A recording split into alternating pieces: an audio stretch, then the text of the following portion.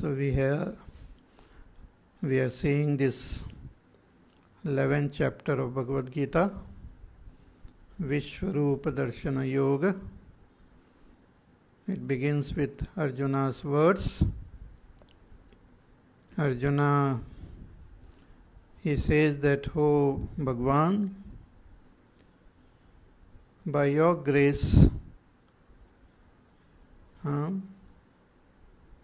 having that compassion towards me, you have revealed the supreme knowledge, and with that, those words of yours, all my delusion have disappeared. I heard that you are the very source of this creation, and everything merges back into you. I heard your glories, and I know you are of this nature itself. Now I want to see that Vishwarupa. I want to see your glorious form. I want to see how the entire creation is in you. I want to see how you are of the nature of this whole world. Everything and everyone is your expression alone. I want to see that directly, if it is possible. Manyase yadi yat shakyam tat shakyam maya drashtumiti prabho. If you think it is possible for me to see, then please show me your Vishwarupa. So Bhagwan directly starts showing him, or he tells him that, you see, Pashyame Partha Rupani Shatashota Sahasrashaha. Hey Partha, you see this Virat Roop, this glorious form of infinite different forms and colors, of different shapes. Nana Vidhani Divyani, Nana Varnakritini cha, of different forms, different colors, and all of them are Divya, not ordinary. You see all the Devatas in me. Pashya Adityan Vasun Rudran Ashvinam Marutas Tata. You see the Adityas, the Vasus, the Rudra, the Ashvinis, and the Maruta Ganas. And you can see all those forms which were never seen by anyone before. Bahuni Adrushta Purvani. Pashya Ashcharyani Bharata. See all this wonder, the great wonder in me. See me in my total form. Further, Bhagwan says, the 7th shloka, Ihekastham jagat krishnam pashyadya sacharacharam mama dehe gudha yacchanyad Bhagwan says, hey Gudhakesh. He addresses Arjuna as Gudhakesh. This term we have seen before also. Gudhakesh, the conqueror of sleep, one who had mastery over his sleep. That is Arjuna. So here Arjuna, you see my form. Iha ekastham. And how? He says, Iha, here itself, ekastham, at one place itself, Jagat Krishnam, you see the entire creation, the vast cosmos. The world is so large that we can't even imagine. See, this whole Prithvi itself is like a tiny little speck in this whole cosmos. Even in our own solar system, this Prithvi is a tiny planet. And if one goes beyond this solar system, one will not be able to even see that Prithvi. It will be so like a speck. So the whole, and on this Prithvi we are with our body, we experience this world, and Ishvara is of the nature of this entire creation. Everything is expression of that Ishvara alone. And the whole world we can't see at one go because of our limitation of our vision. We can see only a little portion of this world. We can see only a little portion of the time and space. So Bhagavan says, I will show you my entire form. So iha ekastham jagat krishnam, at this one place itself, you see the entire creation. Pashya adya, now itself, sacharacharam, along with all that is moving and non-moving, all the different types of beings, you see in me. Where in me? Mama dehe, in my body itself. In that Vishwarupa itself, you can see all creation. Everything you can see. Everything is there within me only, in me. Mama dehe gudha kesha. And Bhagavan says, Yacha anyat drashtum ichchasi. You see not only what I want you to see, but you can see whatever you want to see. Whatever desire you have to see, you can see it in me. See, in the beginning, Arjuna had expressed his doubt about the outcome of this war. He did not know whether they will win this war or they will lose this war. Yadva jayema yadivano jayeyuhu. Whether we will win this war or the Kauravas will win, what will be the outcome? Who will be killed in this battlefield? Who will survive? What will happen in future? Nothing was known. So Bhagavan says, you can see that also in this Virat Rupa. It's very amazing. Yachanyat drashtum ichchasi. That also you can see. See what will happen in future. The seed of that is there in the present itself. Things start getting unfolded in different stages. But the seed is present in the beginning itself. One can predict the future also, seeing the present condition of the world.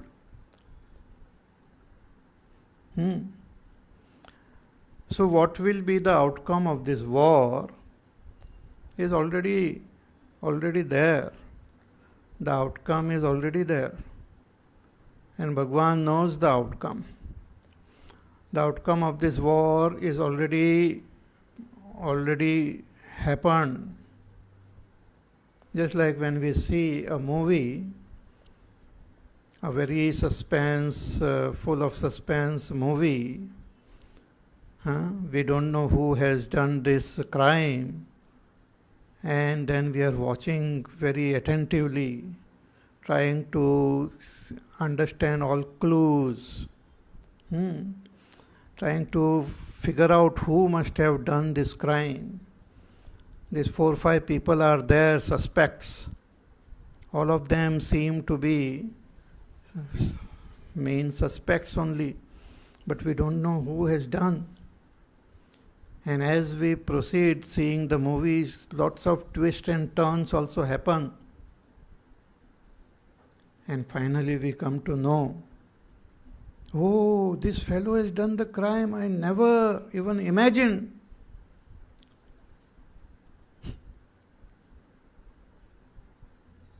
Okay? So you see the whole movie and you know who has done it. Then you go to see that movie again with your friends who had not seen. So your friends are full of suspense only, what will happen? Who has done it? And you are sitting comfortably there because you know who has done and what will happen. Because the movie is already shot and you have seen the whole thing. Similarly, all that will happen in future, lot of things which will happen in future has already happened at a subtler level. See, before things happen at the gross physical level, they already happen at the subtler level.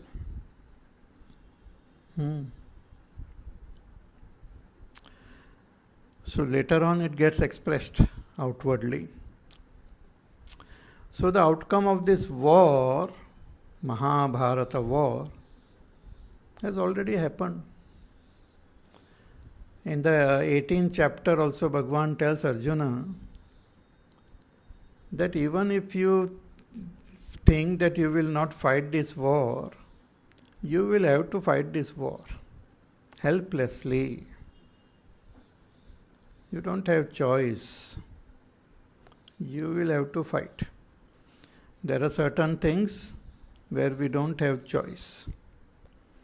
And there are certain things where we have choice.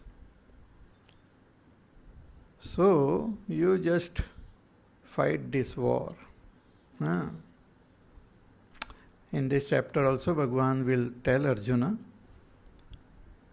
that I have already finished this war. It's already done. You just become a nimitta matram bhava savya sachin. You just become a nimitta. See, like in the movies again, they have these songs in the movie, and the song is sung by the great artist. So they record the voice of that artist who has sung that song along with the music and all. Then they picturize this song. And the hero in the movie just have to move his lips in sync with this song. The song is already sung. He has to just move his lips appropriately, properly at the right time, so that people who watch this movie will be able to feel that, this fellow, this hero is singing this song. The hero is not singing. The playback singer is someone else only. So Bhagavan will tell Arjuna that I have already fought and killed all these people. You just become a nimitta. I have already sung the song of this war. You just move your lips appropriately, convincingly. And you will move your lips convincingly if you tune to my songs. Not having your own song. If you tune to my song, the one which I have sung, then you will be able to tune properly. Therefore we say, let thy will be done, O Bhagavan. may I sync with you properly, tune with you properly. So that when you want to move me in this way, I move in that way gracefully. If you want to speak me to speak in this way, I will be able to speak in that way gracefully. So that there will not be any friction, there will not be any discrepancies. It will appear very smooth and wonderful. So, hey Arjuna, you see, then it will be better for you. Just like, again, to give that example, the hero who has to sing that song, the director makes him listen to that song. Okay, listen to this whole song. Done? By heart it. Okay? Now you can act and lip sync into this song so that it whole thing comes out very well. Similarly, here, out of his great compassion for Arjuna, Bhagwan tells Arjuna that you want to know now what is the outcome of this war. You can see that also in my Vishvarupa. Because it has already happened. हो गया है वो. And in this body itself, in my body itself, you see everything.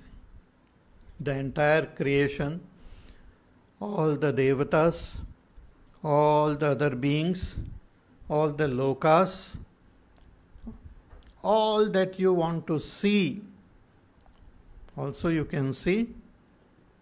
Everything you can see in me. So, ihaikastham jagat krishnam pasya adya sacharacharam. Hey Arjuna, pasya adya. Now itself you see sacharacharam along with all these beings. Iha ekastham, in this one place itself. Which place? Mama dehe. In my body itself, you see everything. Yacha anyad drashtum ichchasi. And whatever else you want to see, everything you see in me. So Bhagwan was speaking to Arjuna. But Arjuna could not see anything. He was seeing Krishna as he was. His friend Krishna, he could see him as he always used to see him. There was no change. Bhagavan was saying, oh, look, all these Adityas and Rudra and Vasus and everyone you see in me. And Arjuna was just staring at Krishna. Nothing was happening.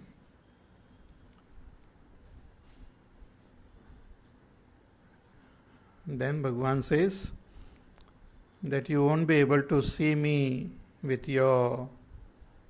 these eyes. I will have to give you a special vision. With that alone, you will be able to see me. So that's what Bhagavan gives now. The 8th verse we'll chant. Natu mam shakyase drashtum anenaiva svachakshusha divyam dadami te chakshuhu pashyame yogamaishwaram. Hey Arjuna, don't struggle. You will not be able to see me with your eyes. Natu mam shakyase drashtum anenaiva svachakshusha. With your eyes, the present eyes, you will not be able to see me. See, many people, they have their own idea about the world, about Ishvara. And they have their own crazy concept that whatever I see, only I will believe. But not knowing that what they see is limited. What they see depends on their own limitations. What they see is not the complete truth, and what they see may not be truthful also. It will be just a illusion, delusion.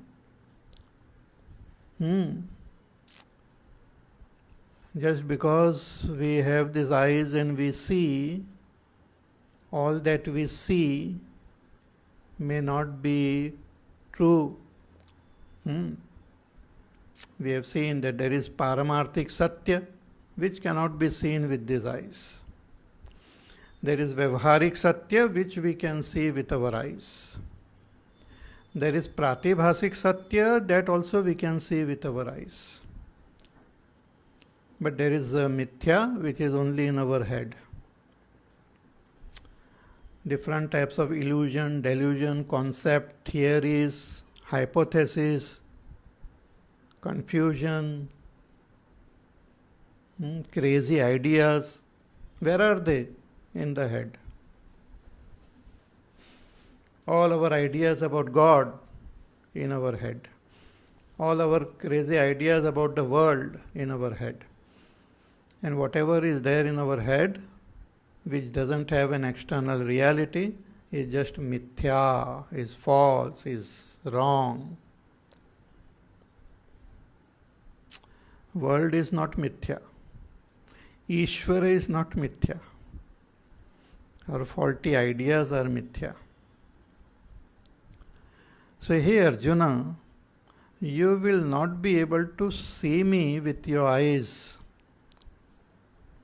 because these eyes are meant only to see the limited world, to interact with this world, to do our work. So they are limited. But there are lots of things which are beyond the scope of these eyes, which are real, which are very much there.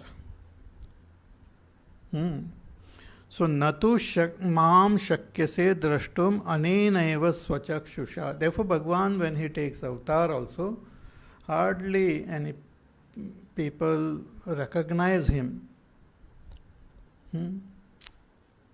Forget about Bhagwan, but even great Mahatmas and all, we see them and we are unable to recognize their glories if we don't have the proper vision.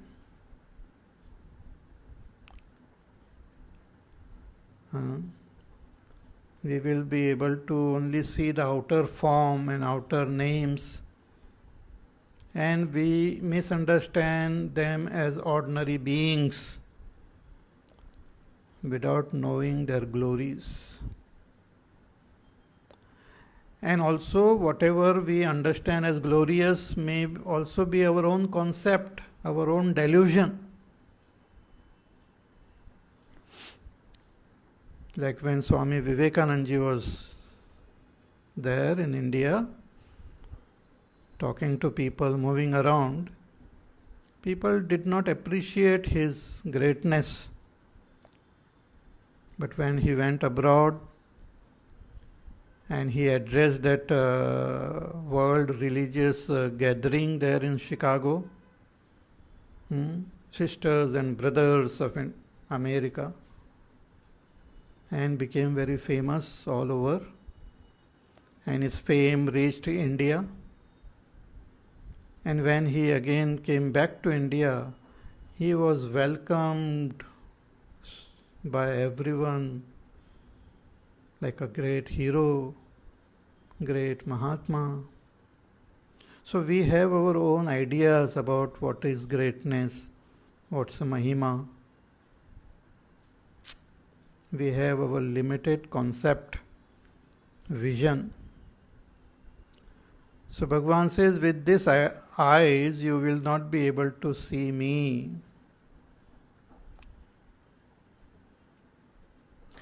I will give you spatial vision now. See, even when we go to some movies, the 3D movies, three-dimensional movies, They give us some special glasses. With those glasses, when we look at the movie, then we can see the three-dimensional images. Without those glasses, when we look, everything appears quite blurred and strange.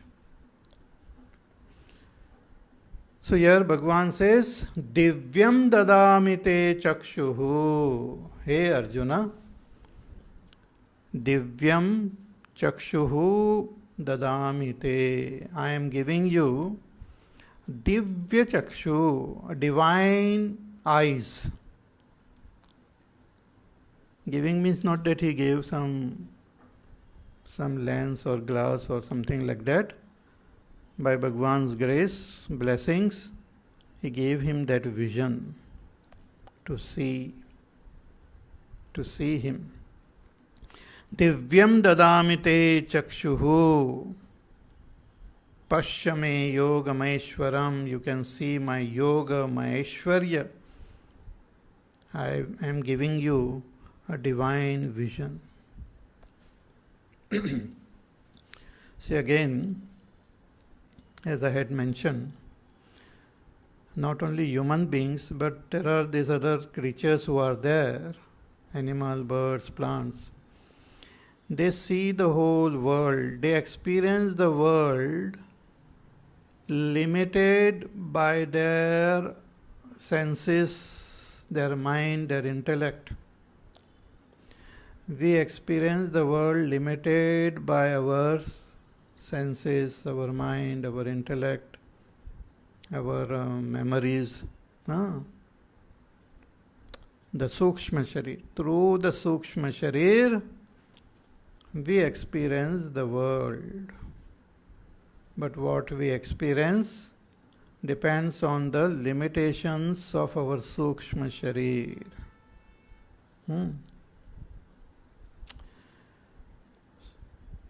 For example, with our vision, we don't see the Sukshma Sharir of other beings. When a person dies, the Sukshma Sharir leaves the body. The gross body is left behind, but the rest of the person is still alive. He just leaves this gross body. He is not dead. The Jiva is not dead. The Jiva leaves the gross body.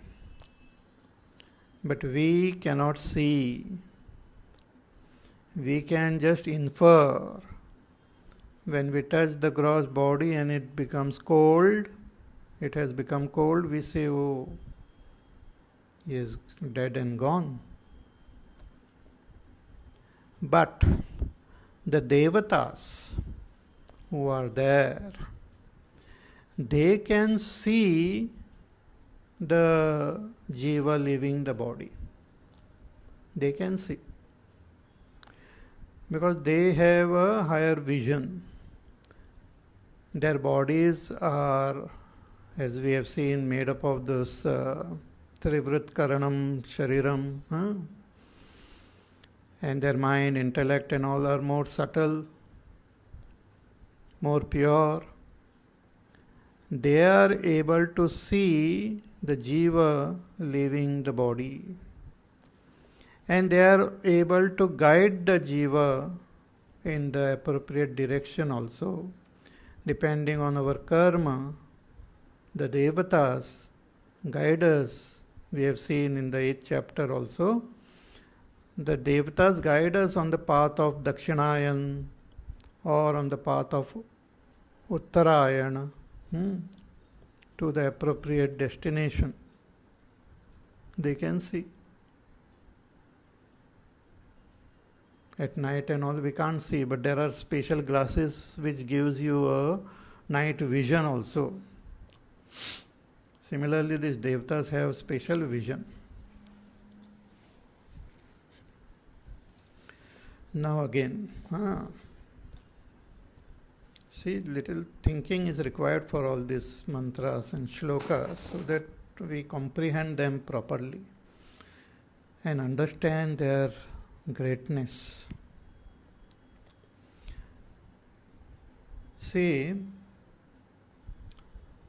we look at this world in our state of ignorance from a limited standpoint.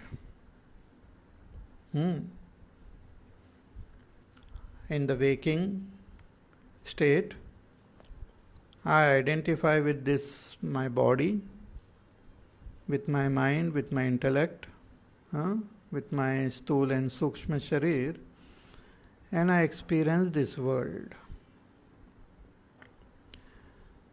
But we have seen, the scriptures tell us, that the whole waking world is an expression of Vaishvanara.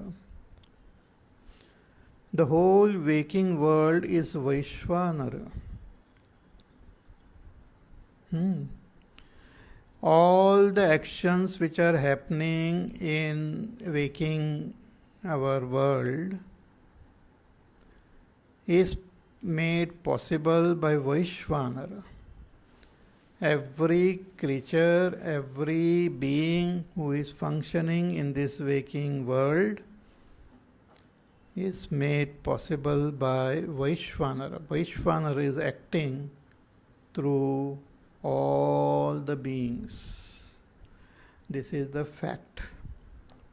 When I say I am doing something, that I is really that Vaishvanara who is doing.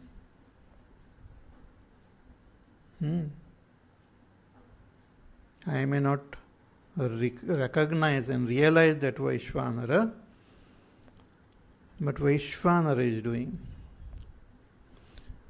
I had given that example of a wave. When a wave rises in the ocean, the wave itself may say, oh, I am rising, see, look, I am rising. The wave is not rising, the ocean is rising. The wave is helpless. Wave doesn't have a separate identity to act.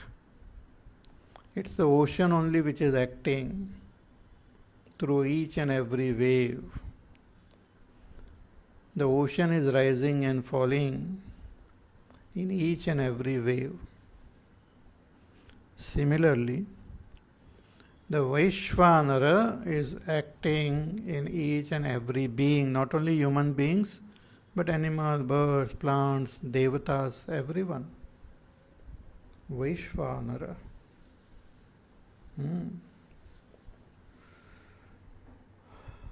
So now, if Vaishvanara, let us try to be in the shoes of Vaishvanara, just for our thinking.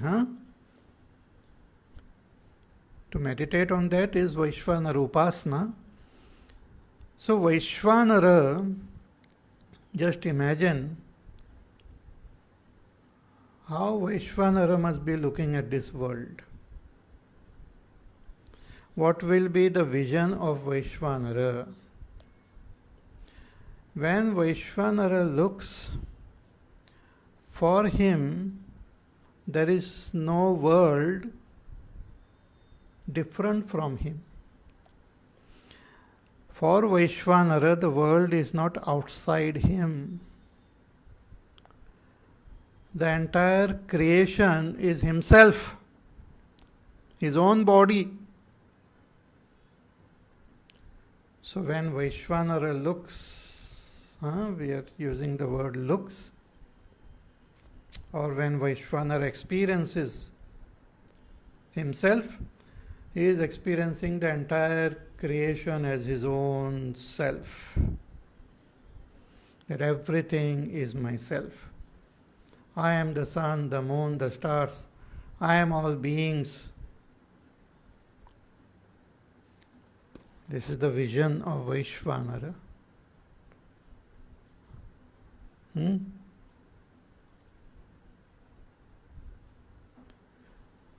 Now,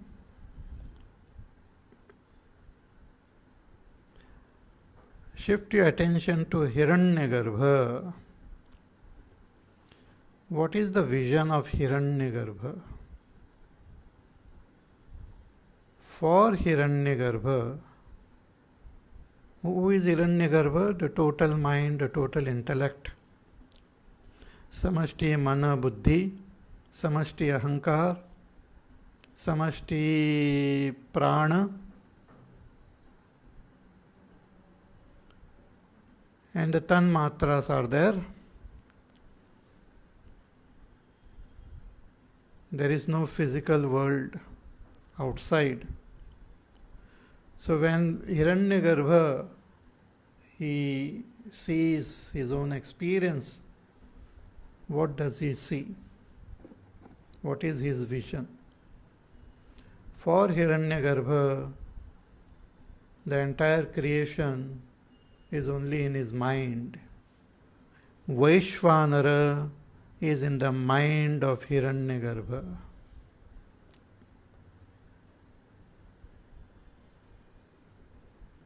Everything is in the mind of Hiranyagarbha. There is nothing outside his mind.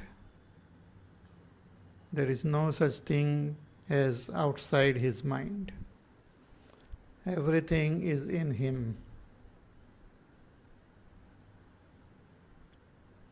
You understanding what I am saying? And if we go still further, Ishvara, how is his vision? For Ishvara, what is the fact? Ishvara, not only Vaishvanara, but Hiranyagarbha also is within Ishvara.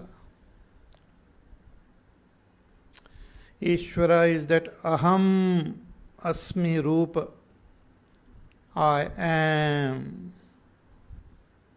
Only I am. The total mind, the total intellect, the total physical world, everything is existing in Ishvara as I am,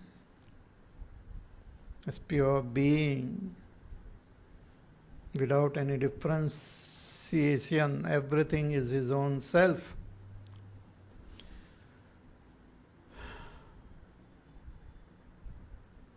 Our Puranas describe this beautifully, that from that Ishvara's Nabhi only that lotus came out, and that Brahmaji was born, and Brahmaji then created this whole world. Very beautifully the whole descriptions are given in our Puranas to make us understand the glory of Ishvara and his Mahima as this world. Etavanasya Mahima.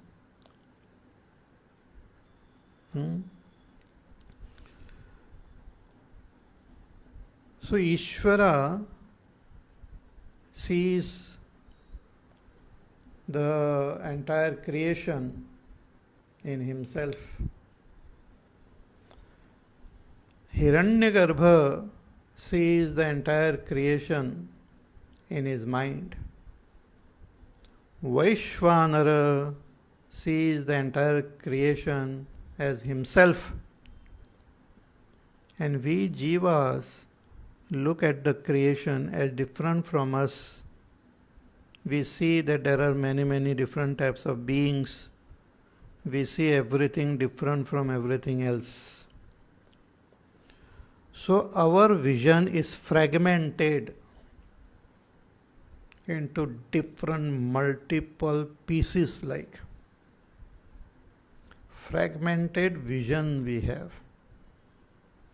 As a human being, with ignorance, when we look through our own body, mind, intellect,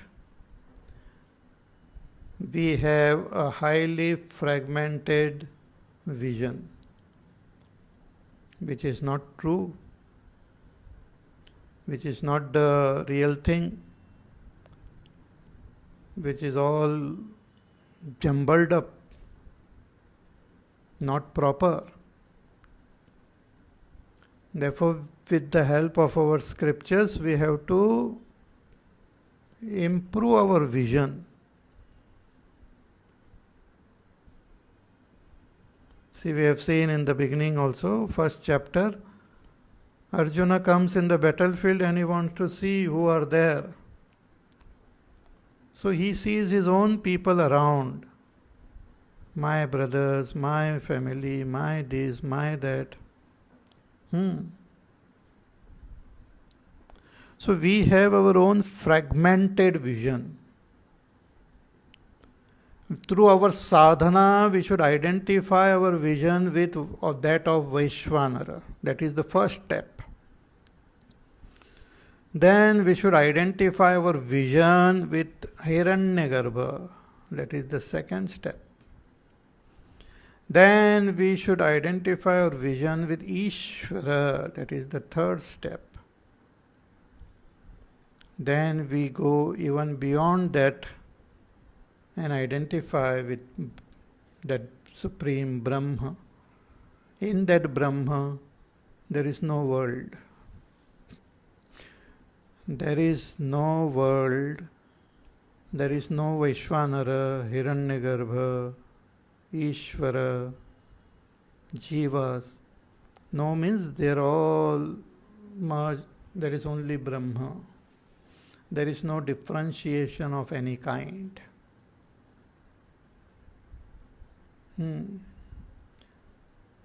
Nachamasthani bhutani pashyame yogameshwaram. In the 9th chapter, Bhagavan had said, Ki hey Arjuna, Nachamasthani bhutani, in me there are nobody is there. Look at this great yoga and Aishwarya of mine. So there are different visions at different levels. And one should identify with them to understand them. See, many foolish people, they at their own jiva level, they will talk about the world, calling it mithya, Brahma Satyam, Jagan Mithya.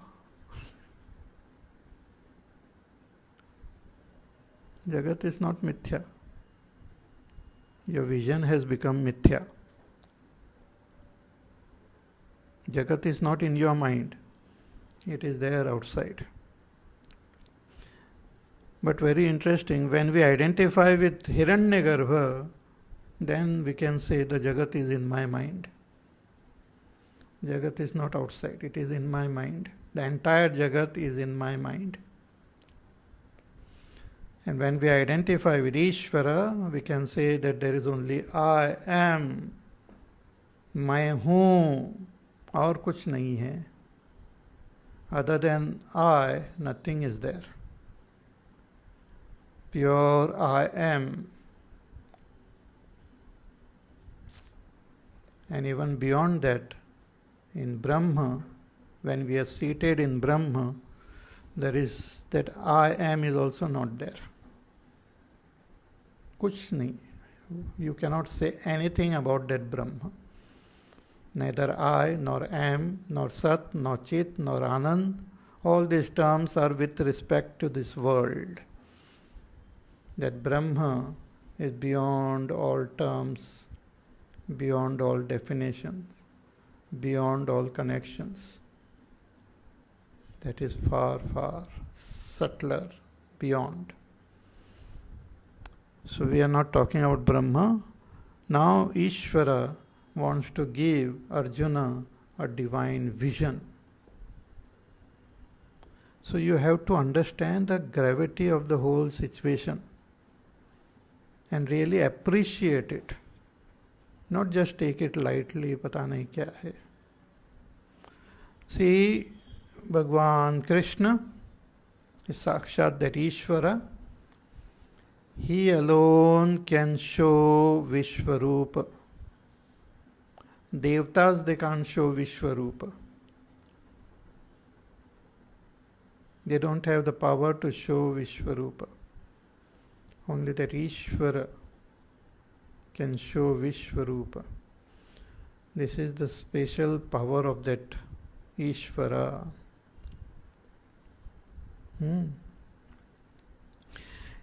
There are stories in our Mahabharata and Puranas where Bhagwan has shown this Vishwarupa in a limited level. When Krishna had gone to Hastinapur as a messenger of peace, so that you can prevent this war, Bhagwan requested that Kauravas that please give back the kingdom. If you don't want to give the whole kingdom, at least give 5 villages. But Duryodhana said, no, हम नहीं देंगे. We will not give. Will not give even the little piece of land which can be kept on a tip of a pin. उतना भी land नहीं देंगे हम. And Duryodhana wanted to capture Krishna. उनको बंदी बनाकर रखना चाहते थे. Wanted to just capture him and imprison him. Such dirty mind and crazy ideas. So that time in the Darbar, Bhagwan showed a little aspect of his Vishwarupa. Not the one which he showed to Arjuna. What he showed to Arjuna is really special. It's never been seen by anyone. But a little aspect he just showed them, that don't think of me as an ordinary person.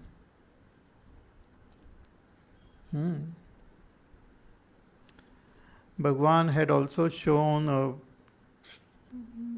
little aspect of his Vishwarupa to his mother Yashoda.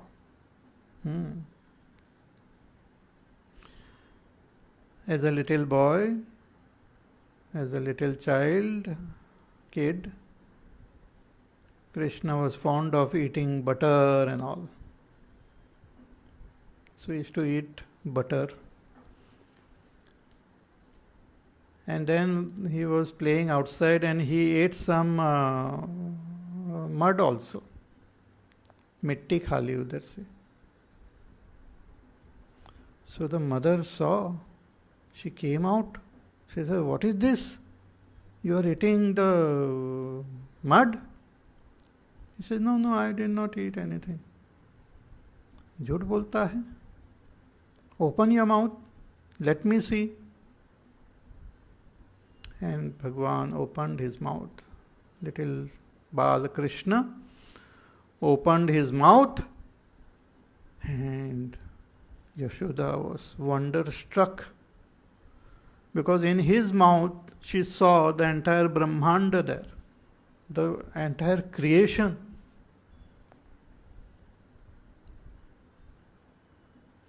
All the sun, the moon, the stars, the entire cosmos she saw in his mouth. भगवान से मैंने थोड़ी मिट्टी नहीं खाई, वो पूरा ब्रह्मांड मेरे मुंह में है. What can I do? The entire creation is in me. So he showed his little form to even Yashoda.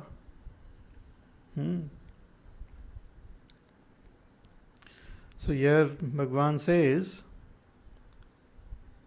कि दिव्यम ददामि ते चक्षुः. I am giving you a divya chakshu. How Bhagwan gave? and all we don't know. And how Arjuna actually saw him also we don't know, but Arjuna's description is there and Sanjaya's description is there. Through these descriptions we can get an idea of the glorious thing which they saw. And whatever idea we get is very limited. It is much, much more magnificent than what you can even understand about it. See again, Sanjay describes what Arjuna is seeing, and Arjuna himself is describing what he is seeing. What they are seeing is divya, is aprakritik. It's not gross. It's very subtle. And what they are seeing is never seen by anyone. It is not part of our everyday experience. Therefore, it cannot be described properly. Because all the words which we use in our language are all those words which have appropriate meaning, and those meanings are experienced by someone or other. Then only those words are formed. We don't have vague words. And there are some languages which are so rich, they have words for lot of subtler things. When we lose a language, we lose lot of words and we lose lot of beautiful experiences also. Nowadays we are losing our local languages very rapidly. And with the loss of these languages, we are losing all the great experiences which our ancestors had about the world and which they had passed it on through these languages. See, for example, the snow which falls. If you go to those regions where it is a common phenomena, they will have words to describe different features of the snow, different facets of that snow. But those who don't have, or when that language gets lost, slowly all these words also disappear. For example, our Sanskrit language is so rich. To indicate one object, it has got several words which convey the different facets of that object. Like Surya Bhagwan is itself indicated with so many words conveying the different facets. When you lose that language and you use like English words, the Surya Bhagwan is just that one word is there, name, sun. हो गया? हाँ, एक ही नाम है. But in our Sanskrit, the Surya is there, Bhanu is there. So many different names. Ravi, Dinakara. So many beautiful names are there. So the description which Sanjay will be giving now and which Arjuna will be giving will have limitations of words, because they are trying to describe what they are experiencing, but they are not finding appropriate words. So we should listen to these words and we should try to understand them, but also understand that whatever we understand, the glory is much more than that. The beauty is much more than that. We can only understand a little bit of the glory of Ishvara. So after giving this Divya Chakshu to Arjuna, Arjuna saw that Vishwarupa. And before Arjuna speaks, Sanjay is describing what Arjuna is seeing and what Bhagwan is showing him in his own words. So that portion we will see in our class tomorrow. Okay? So till then you take care, be happy, safe, peaceful, healthy. Do your work, do your sadhana, pray to Bhagwan, meditate on his glories, know that he is too big and large and infinite. And if we are getting even a little bit of experience, little bit of glimpse of it, it is only by his grace. So be very, very, very, very, very thankful to Bhagwan. Okay? So we'll meet again tomorrow. Hari Om. Shri Ram Jaya Ram Jaya Jaya Ram. Shri Ram Jaya Ram Jaya Jaya Ram. Shri Ram Jaya Ram Jaya Jaya Ram. Shri Ram Jaya Ram Jaya Jaya Ram. Shri Ram Jaya Ram Jaya Jaya Ram. Shri Ram Jaya Ram Jaya Jaya Ram. Shri Ram Jaya Ram Jaya Jaya Ram. Shri Ram Jaya Ram Jaya Jaya Ram. Shri Ram Jaya Ram Jaya Jaya Ram. Shri Ram Jaya Ram Jaya Jaya Ram. Shri Ram Jaya Ram Jaya Jaya Ram. Shri Ram Jaya Ram Jaya Jaya Ram. Shri Ram Jaya Ram Jaya Jaya Ram. Shri Ram Jaya Ram Jaya Jaya Ram. Shri Ram Jaya Ram Jaya Jaya Ram. Shri Ram Jaya Ram Jaya Jaya Ram. Shri Ram Jaya Ram Jaya Jaya Ram. Jaya Jaya Ram. जय जय राम. बोलिए सियावर रामचंद्र भगवान की जय.